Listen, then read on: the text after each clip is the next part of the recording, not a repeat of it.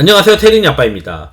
저는 이제 서브 채널로 미국 주식 채널을 하나 운영을 하고 있고, 그리고 본 채널로 이제 한국 주식 채널도 하나 있는데, 둘 다 이제 이 영상을 같이 올릴 거예요. 양쪽에다가. 왜냐면 하나는 이제 SOL도 얘기하고, 그 다음에 최근에 이제 유가가 움직이고 있기 때문에 미국 주식에 투자한다면 뭘 해야 될까? 이런 것도 같이 한번 고민해 보도록 하겠습니다.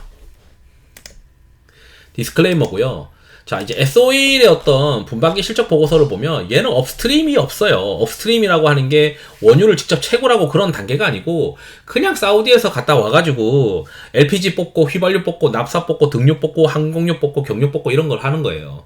그래서 이제 정제 마진이라는 게 중요합니다. 그래서 그 정제 마진이라는 게 휘발유의 어떤 가격이 제일 좋기 때문에 휘발유 수요가 이제 좋냐 나쁘냐 이런 것들을 시장에서 많이 따지죠. 그런데 때로는 유가가 올라가는데 이 회사가 실적이 안 좋아질 수도 있어요. 왜냐면 공급이 갑자기 깨져가지고 전쟁이 터져가지고 공급이 깨져가지고 유가가 올라가면 얘는 원가는 비싸게 사오는데 휘발유나 이런 가격은 같이 연동돼서 올라가는 건 아니잖아요. 왜냐면 휘발유나 이런 거는 그 기름에 대한 수요 또는 경기 이런 것들에 연동이 되는 것인데 단순히 이제 전쟁이나 이런 걸로 유가가 올라가게 되면 S-OIL은 그런 좋은 비즈니스가 아닙니다. 그렇기 때문에 시장에서는 야, 유가가 올라가는데 S-OIL이 그렇게 주가가 좋지 못하는데 그런 경우가 종종 있어요.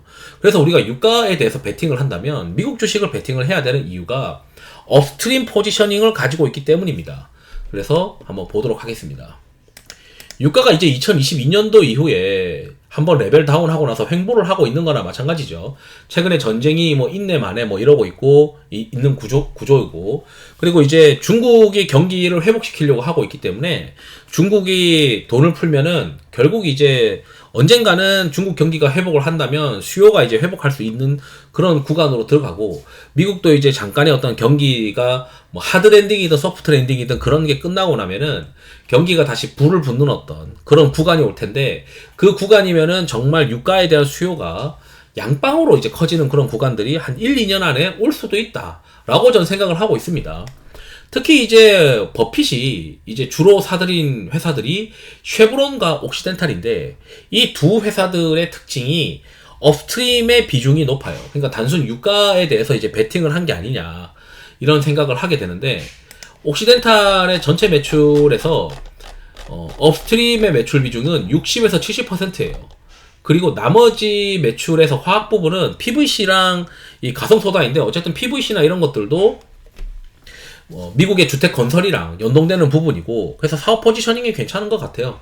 60% 70%를 해당하는데 그러면 이제 우리가 업스트림에서의 핵심 비즈니스 모델 체크는 얘네가 이제 매출이라는 게 생산량 곱하기 판가거든요. 그러면 유가의 판가는 우리가 예상하기 힘드니까 얼마나 오를지 모르잖아요.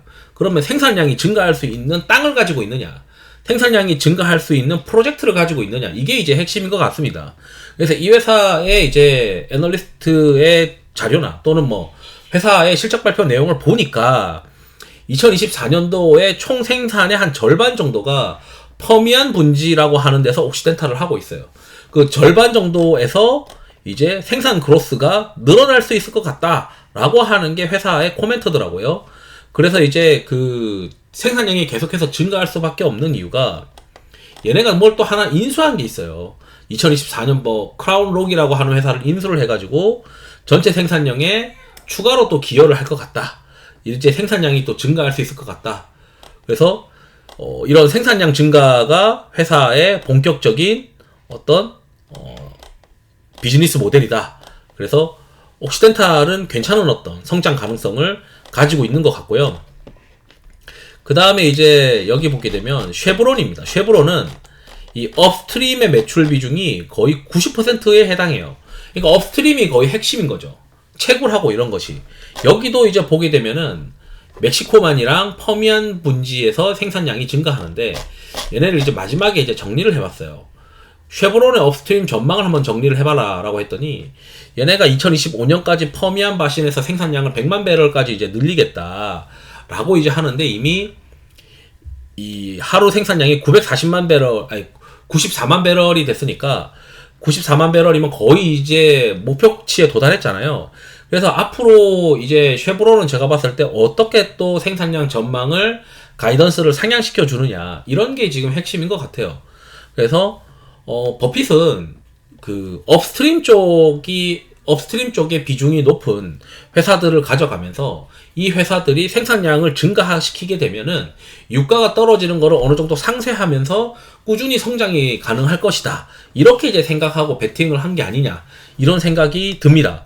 그래서 제가 봤을 때 지금 현재 쉐브론은 무슨 트리플 프랙이라고 하는 기술로 비용 절감하는 거랑 이 걸프만의 어떤 프로젝트들, 그리고 2025년, 2026년도에도 주요 프로젝트들이 가동되면서 업스트림 쪽에서 매출이 증가할 수 있는 가능성이 있다. 뭐 이런 내용들이 이제 실적 컨콜에서 정리가 되어 있습니다. 그래서 이번에 11월 초에 또 이제 실적 발표가 있으니까 그 실적 발표에서 우리가 체크해야 되는 거는 얘네 생산량 증가 어떻게 할 것이냐. 어차피 유가는 우리가 알 수가 없으니까 생산량 증가 어떻게 할 것이냐. 옥시덴탈도 마찬가지고, 옥시덴탈은 좀 더 구체적으로 생산량 증가가 가시성이 있어요. 반면 쉐브론은 한 번 더 이 가시성 있는 생산량 증가 이야기를 듣고 싶다. 이런 이제 비즈니스 모델이었고, 여기 이제 엑슨모빌은 오히려 수직 계열화되어 그런 모습입니다.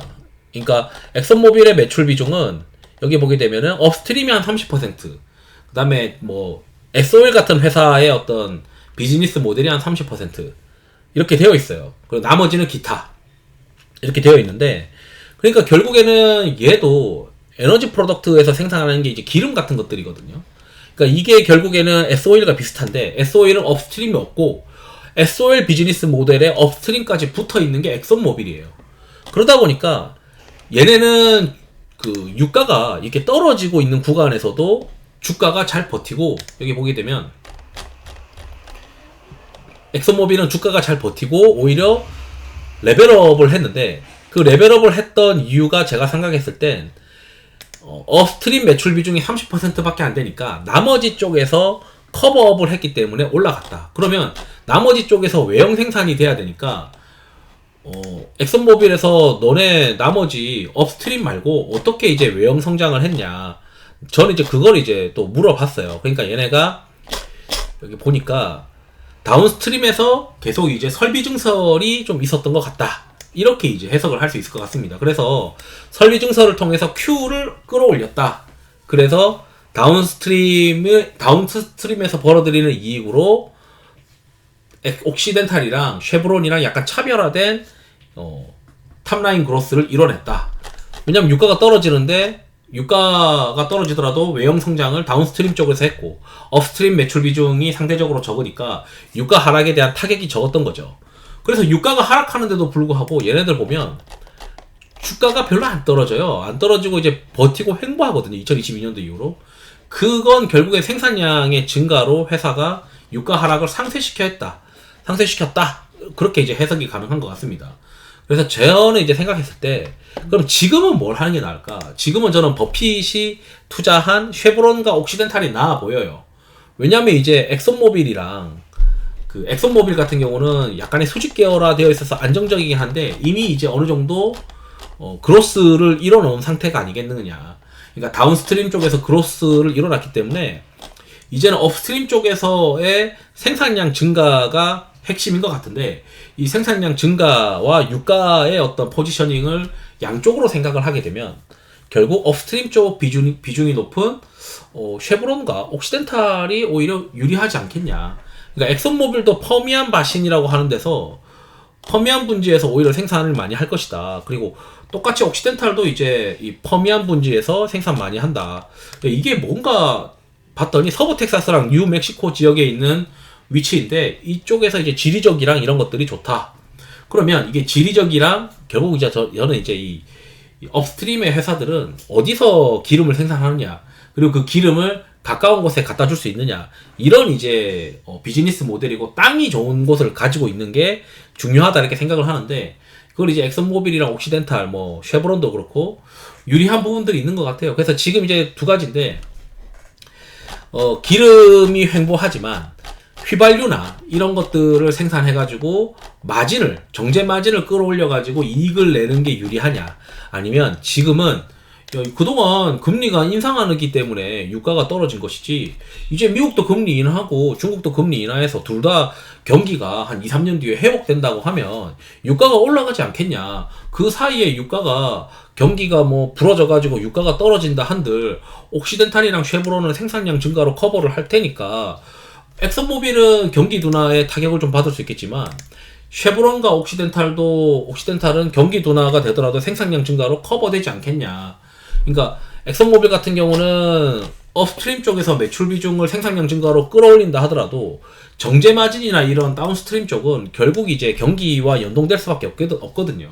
그래서 단순히 이제 그 유가라고 하는 거에 베팅을 한다고 하면 저는 이제 쉐보론과 옥시덴탈이 오히려 나은 선택일 것 같다, 지금 현재로는.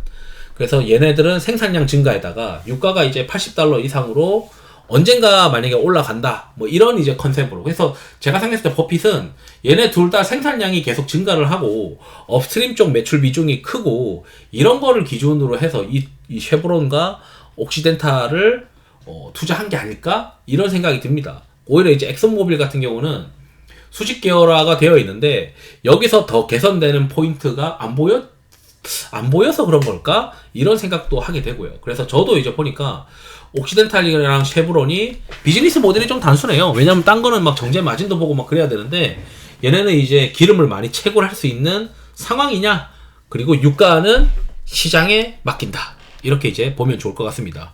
이상으로 영상을 마치도록 하겠습니다. 투자에 도움 되시길 바랍니다. 감사합니다.